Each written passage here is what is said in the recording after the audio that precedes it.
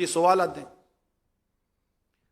میرا علماء اکرام سے یہ سوال ہے کہ ہمارے یہاں بہت سارے تاجر برادری بہت ساری چیزیں بیچ کے وہ پھر واپس جو ہے نا 10%, 20% یا 40%, کوئی 50% پہ کسٹمر سے واپس لیتا ہے.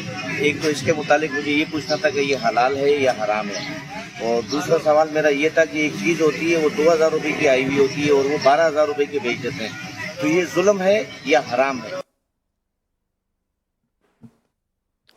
دیکھیں کہ ایک چیز ہے جیسے کسی نے کوئی موبائل وغیرہ بیچا ہے, کوئی ایسی چیز بیچ دی, اب یہ ہے کہ وہی بندہ جو ہے نا وہ چیز واپس کرنے آیا ہے, تو ایک انڈرسٹوڈ سی بات ہے کہ ہمارے یہاں جو نا مارکیٹ ویلیو جو نا وہ ایک ہے کہ ایک چیز کھل گئی تو اب اس کی ویلیو کم ہو جاتی ہے.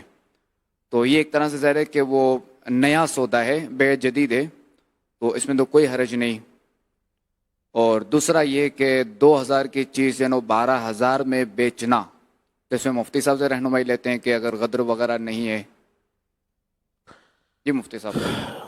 جی دھوکہ اگر نہیں دیا اس کو اور ایسا معاملہ اس کے ساتھ نہیں کیا کہ وہ اس دھوکے کے اندر آ گیا کہ یہ چیز مجھے مناسب ریٹ پہ دے رہا ہے, حالانکہ وہ غبن فاحش کے ساتھ یعنی بہت زیادہ مہنگی چیز اس کو دے گیا ہے, تو پھر اس صورت میں یہ جائز ہوتا ہے کہ اپنی چیز بندہ 1 روپے کی چیز ہے تو اس کو 1000 روپے کی بیچ سکتا ہے.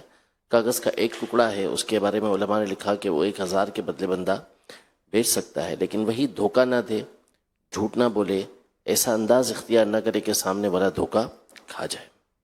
اور قانوناً بھی جرم نہ ہو. جی اور قانوناً بھی کوئی مسئلہ نہ ہو نا. جی